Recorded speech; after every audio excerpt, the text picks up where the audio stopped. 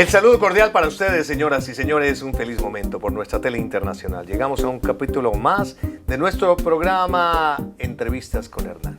Las historias de los emprendedores, visionarios, personas que hacen por el mundo un lugar más amable, del cual también nosotros aprendemos muchísimo en diferentes ramas, en diferentes profesiones. Hoy tengo el grato placer de estar con un doctor nacido en Pitalito, Huila, que lleva ya hace algunos años en los Estados Unidos, y a través de su trasegar y de sus historias, pues ha logrado hoy en día tener una corporación muy importante relacionada con la salud. El doctor Nelson Ortiz, bienvenido a Entrevistas con Hernán. Hernán, mucho gusto. El placer de tenerlo aquí. Bueno, pues muchas gracias. Pitalito, el gentilicio, ¿es uno o dos? ¿Cómo se le dice a los Laboyano. Laboyano. Laboyano. Es curioso porque uno pensaría es pitalicense o pitaliceño, pero es... ¿Por qué Laboyano? Porque Pitalito está localizado en un valle, el Valle de Laboyos. Okay. Era una hacienda, entonces ahí fue un conglomerado, entonces ahí se realizó el Valle de Laboyos, en la cordillera al suroriente de Colombia. Maravilloso. Nace usted allá, se cría junto a su familia y después de eso, digamos que su trasegar escolar, me imagino que fue en el Huila y posteriormente ya la secundaria y la parte académica, ¿dónde fue? Bueno, yo estuve en Pitalito hasta cerca de 12 años, segundo bachillerato. Soy el mayor de una familia de 6 hermanos. Entonces, una tía me dijo, mándeme uno de esos muchachos para Bogotá. ¿A tu mamá? Entonces, a mi papi. Entonces, le dijo mi padre, le dijo, bueno, ok, pues le voy a mandar a Nelson. Entonces me mandaron para Bogotá cuando yo estaba en segundo bachillerato. Ajá. Entonces yo dije, bueno, yo salir de por acá, me fui para Bogotá. En Bogotá me consiguieron una beca para mesitas del colegio. Ajá. Beca de estudiante de bachillerato. Una beca de estudiante de bachillerato. Fui a ser parte de segundo año y hasta tercero, cuarto año de bachillerato estuve interno en mesitas del colegio. Ajá. Entonces yo por eso digo que yo no pagué servicio militar, pero estuve interno. Pero estuve interno allá es bueno. con los curitas. Eso es bueno allá en mesitas del colegio, en el Colegio Departamental del Tequendama. En quinto y sexto me tocó, o sea, cerraron el internado, entonces me fui a estudiar en Bogotá en el León 13. Correcto. Ya faltando como unos 4 meses para terminar sexto bachillerato. Sí. Yo soy como malo para las matemáticas. Sí, era más por eso que por travieso. Por mal estudiante, sí. Ya. ¿Y entonces? Entonces me votaron. Y me tocó ir a pedir canoa otra vez a Pitalito. A Pitalito para terminar su secundaria. Para terminar el bachillerato, sí.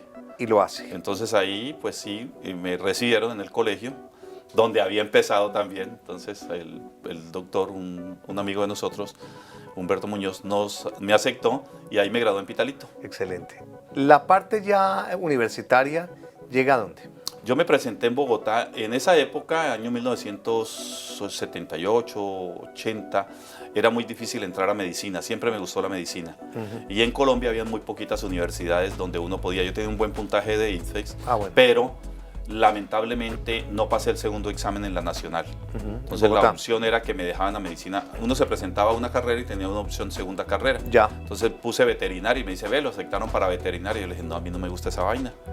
Entonces yo le dije, papi, ahí en Popayán, lléveme a Popayán. Nos fuimos a Popayán, me presenté.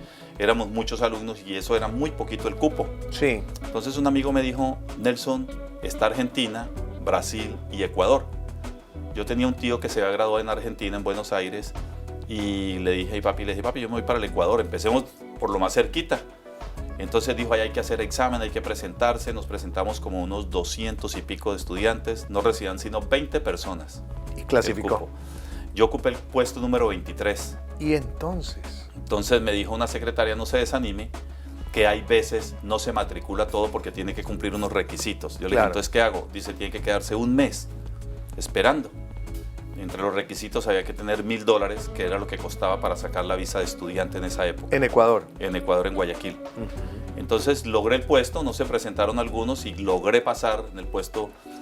No se presentaron como 3-4 personas y logramos ese cupo. Ok, y entonces estudia la medicina en Ecuador. Estudié medicina en el Ecuador, sí. Me gradué en el año 1989. Después me fui a trabajar a Pitalito, al hospital. El tío mío era director del hospital. Antes de eso era zona roja. Sí, claro, era una zona roja, de altísima peligrosidad. Allá en Huila, entonces el rural era solo 6 meses. Ajá. Entonces mientras hacíamos la homologación de del título, yo dije, ¿yo qué me quedo haciendo aquí? sin hacer nada. Entonces me dijo mi tío, pues váyase a un pueblo. Entonces yo le dije, listo. ¿Y para dónde se fue? A un pueblito que se llama Acevedo. Claro, Acevedo, Huila. Pero Acevedo, por la historia de la violencia en Colombia, siempre También fue era violento. un epicentro desde la época de la famosa violencia entre los partidos políticos de los años 40. Entonces ahí eso era un punto que estaba el Caquetá a un lado y el Huila al lado Sí, acá. sí. Pero tenía un amigo, Adalberto, que era médico rural en ese pueblo. Sí. Entonces yo no iba a hacer competencia ni nada de eso, sino que dije a rebuscármela.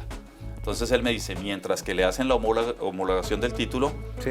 para que trabaje aquí en el hospital de Pitalito, haga consultas, así como una Sí, consulta médico. médico. Entonces yo le dije, listo. Entonces tenía una familiar, una prima, Gilma, en Acevedo, que tenía una farmacia.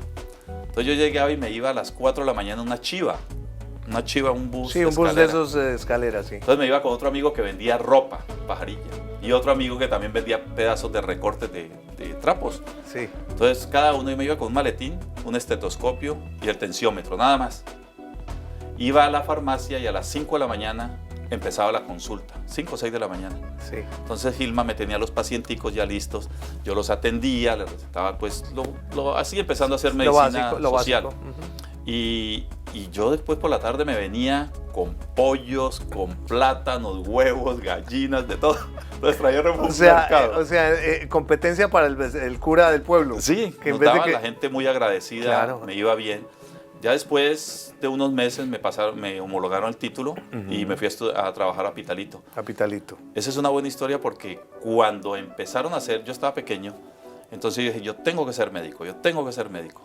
Entonces cuando me gradué de bachiller, unos ingenieros que estaban haciendo un hospital al lado de mi casa, le dijo mi padre, me dijo, él era inspector del trabajo, le dijo, búsquemele un trabajo a este muchacho, que no salió del colegio y no tiene nada que hacer, y este pueblo aquí que esté vagando.